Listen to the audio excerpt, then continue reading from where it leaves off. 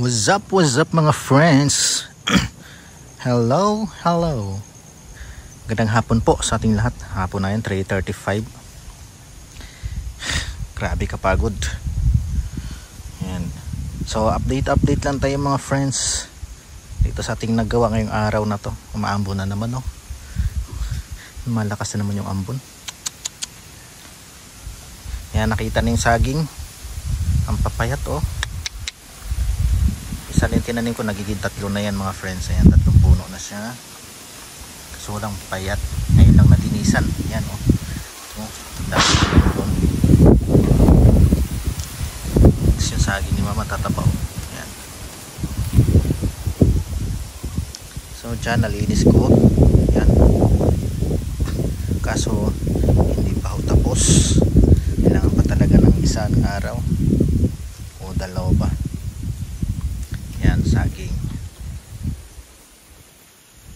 Medyo nalinis na dyan. Kaso yung saging sa baba hindi pa talaga. Ayan.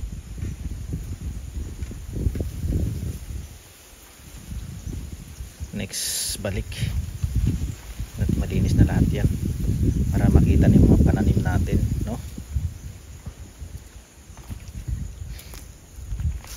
At dito may pinunla ako. Ayan, dyan kalabasa.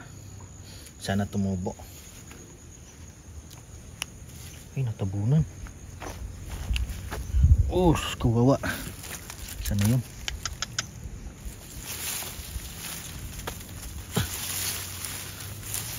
Tay.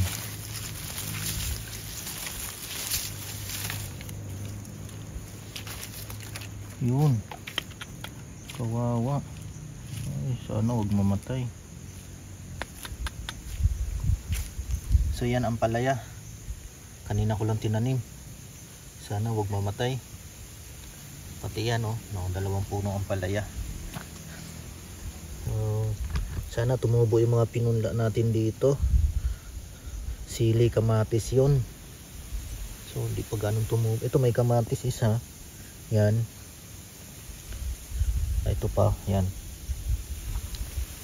Yun. Sana tumubo. Alright. Tapos kanina nagpunla ulit tayo dito. Sili naman. Sili dyan, tsaka dito kamatis.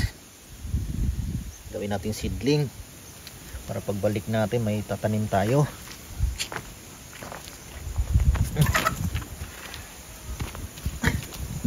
Aroy.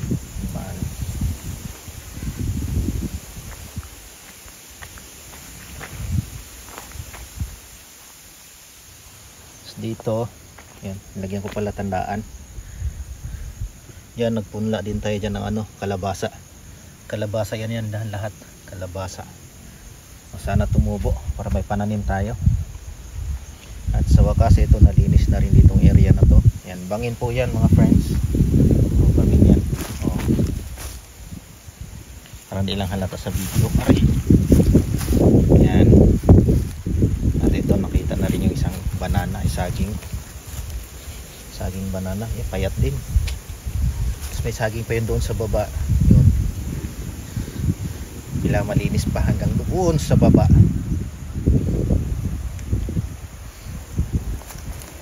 At yan, nakita na yung ibang ano na rin, yung mga pinya, yun, oh.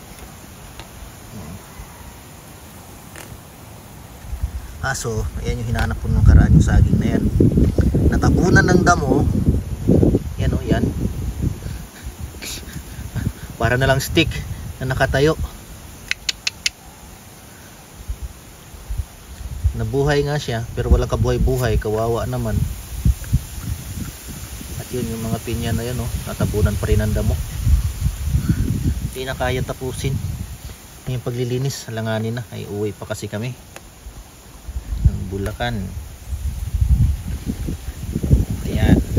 So at least dito sa part na malinis na. Yan, nakita niyo yung nakahilirang pinya.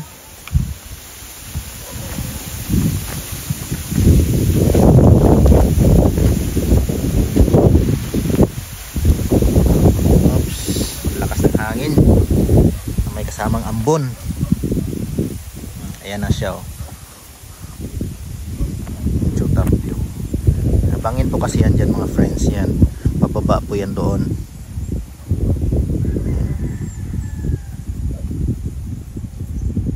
And the good thing is nakapagtanim din ulit ako ng kamote.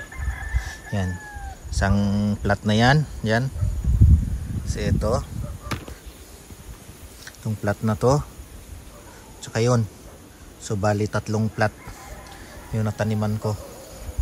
Ilang puno lang naman ng kamote para pag tumubo na, sa awa ng Lord, makapagulay ulit tayo. So ipunta dito may magugulay kasi nabunot na eh. Ano? Oh. Wala na yung mga dating tanim. At isa pa nakakatuwa mga friends, may bonus na naman tayo, no? Hindi ko inasahan makaharvest ulit. Look at that! Oh, kamote. It's sweet potato. Ito yung laman. Okay. Diba? Ang linis ng kuko ko. Yan. Yan ang kuko ng magbubukid. Yan yung kamay ng magbubukid. Oh. Kitams. Ang linis. Oh. May malalagang kamote na naman ako neto. Iwi ko to ngayon. May pagkain na naman ako. Salamat sa Lord at may pagkain na naman. Kalibre na naman. Hindi mo nabibili ng saging. Yan. So dito sa part na to, huli na natin yung mga friends, yung bandang harapan ng kubo. Unahin muna natin yung bandang baba, yung doon. Yan, yung damuhan na yan. Tiyan. Grabe. Kasi yun sa kabilang bundok, oh, sa kabilang side, yung mga kamuting kahoy, mas mataas pa yung mga damo. Okay. So yun lang muna mga friends. Yan lang yung update natin ngayon. Hindi na ako nag video kanina habang naglilinis ako dahil talagang nagmamadali ako. Busy. Tsaka panay ambon din eh. Ngayon nga umaambon. Pero tatrabaho pa rin para may hindi mawalang pagpunta dito. Magiging makabuluhan. May nagawa. Alright mga friends. Salamat sa patuloy na pagsuporta. Jomar Ken's Vlogs po. See you on my next video. Please like, share, and subscribe. Babush. God bless.